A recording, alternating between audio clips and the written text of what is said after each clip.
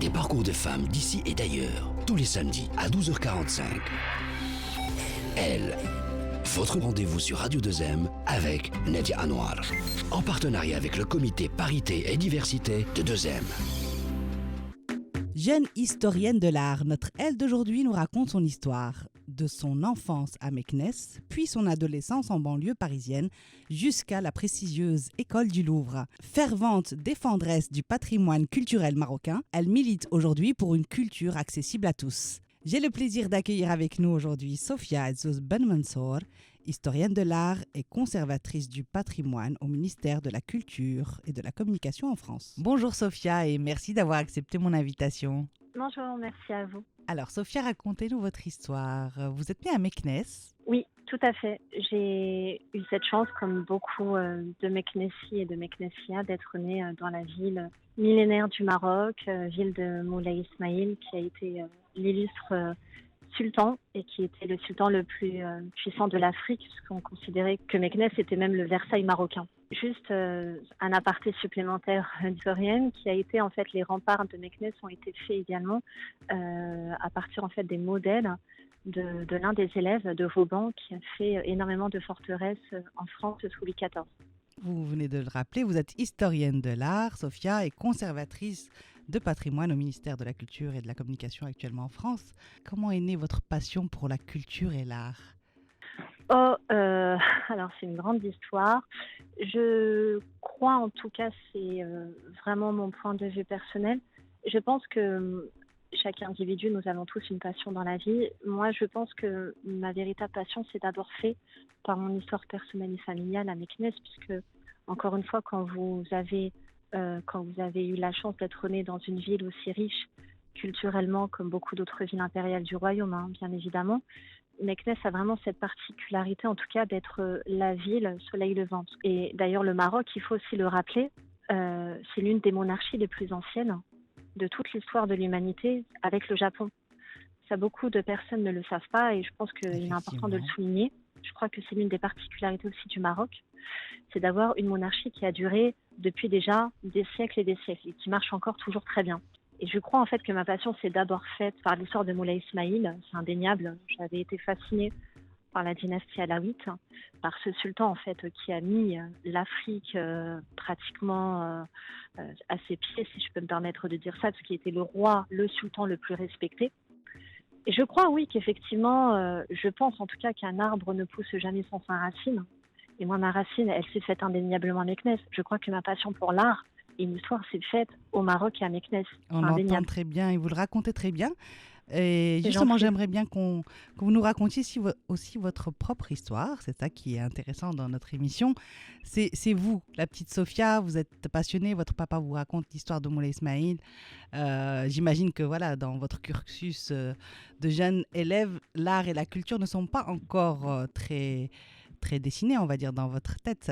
J'imagine que c'est venu après. Bien sûr. Donc, de votre naissance à Meknès, comment s'est fait le départ en France, vos études, comment ça s'est passé? Alors, je suis partie du Maroc à l'âge de 9 ans et demi, donc pratiquement 10 ans. C'est vrai que je suis arrivée en France et que j'ai appris la langue française à l'âge de 11 ans. Donc, j'ai grandi en banlieue parisienne, dans le Val-de-Marne, dans une ville qui s'appelle Vitry-sur-Seine, donc en banlieue. J'ai fait la ZEP, donc ce qui est la zone d'éducation prioritaire, et qu'on était dans une banlieue, c'est vrai, plutôt difficile, il faut quand même le dire, dans des quartiers plutôt assez pauvres, même si aujourd'hui Vitry s'est amélioré. Mon envie, en tout cas, du moins, de faire des études a vraiment été grâce à mes professeurs. J'aimais beaucoup le théâtre. J'ai découvert en fait Racine, Corneille et Molière au collège. Au lycée, je me suis fait plaisir parce que j'ai vraiment découvert le monde de l'art en allant à Versailles et en découvrant le portrait de Pompadour. Après le bac, Sophia, vous avez choisi quelle filière justement pour pénétrer ce monde mystérieux de l'art et de l'histoire de l'art? Et difficile. Il faut aussi le rappeler puisque le concours d'entrée est très difficile, je tiens à le rappeler. C'est quand même une chance d'accéder à cette école-là, qui a été l'école du Louvre, qui a été pour moi l'école qui m'a forgée, en tout cas intérieurement et aussi intellectuellement. suis diplômée de l'école du Louvre, où je me suis spécialisée en peinture espagnole et flamande du siècle d'or, qui est le XVIe et le XVIIe siècle. Et l'école du Louvre, c'est là où j'ai vraiment, on va dire, approfondi et solidifié en tout cas mes connaissances. Et comment ça s'est fait, justement l'entrée? Il y a un concours, combien d'élèves sont Alors, il y a un gardés? concours d'entrée. Alors aujourd'hui, parce que c'était il y a 10 ans désormais, ça a beaucoup changé. Il y a plusieurs filiales. En tout cas, vous pouvez être, quand vous rentrez à l'école du Louvre, vous avez la possibilité de faire soit conservateur, Mhm. soit commissaire-priseur, parce qu'il y a maintenant le système de double licence. Vous faites histoire de l'art et droit en même temps. Et pour ceux qui sont véritablement artistes, puisque j'estime que pour faire ce genre de métier, il faut être artiste, c'est restaurateur d'œuvres d'art. C'est une filière très compliquée, parce que là, vous avez entre vos mains le patrimoine. Alors, Sophia, vous êtes aujourd'hui historienne de l'art au ministère de la Culture en France. Tout à Vous êtes fait. très engagée pour le partage de la culture. Racontez-nous un petit peu comment ça se passe à votre niveau. Qu'est-ce que vous essayez de transmettre et selon vous, en quoi l'art et la culture sont vecteurs d'émancipation et pour les femmes en particulier? Alors, pour tout vous dire, mon combat pour la démocratisation de la culture, je le fais, en tout cas, je le porte vraiment à bras le corps et avec beaucoup de sincérité depuis mes 21 ans. C'est pour cela que j'écris des billets sur LinkedIn et que j'ai cette chance d'être suivie sur les réseaux sociaux. C'est parce que je pense qu'on n'est pas tous égalitaires face à la culture. Moi, je parle de mon expérience personnelle de jeune femme franco-marocaine. Quand j'étais à Meknès, souvent la culture était, souvent en tout cas, réservée à la bourgeoisie Et aux marocaine, ce touristes. qui n'est Et aux touristes. tout à fait, parce que je pense que quand on va, en tout cas j'ai été Oui, plusieurs fois au musée Mohamed VI, il y a quand même beaucoup plus de touristes que de Marocains, ce qui n'est pas un reproche encore une fois. Je pense que ceux qui vivent dans les campagnes n'ont pas forcément, doivent faire 500 exactement. kilomètres pour voir une œuvre d'art. Donc je trouve, en tout cas, mon idée, c'est de rassembler les gens autour de la culture. J'ai beaucoup de messages de personnes sur Facebook, sur LinkedIn, sur Twitter qui vivent au Maroc, des jeunes étudiants qui sont dans des écoles de commerce et d'ingénieurs et qui me disent en fait grâce à vous j'ai envie de lire, j'ai envie d'ouvrir un livre.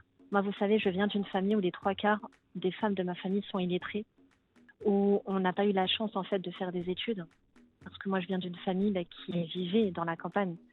Donc ils ont souvent pensé que c'était une fatalité et que la culture était réservée à la bourgeoisie.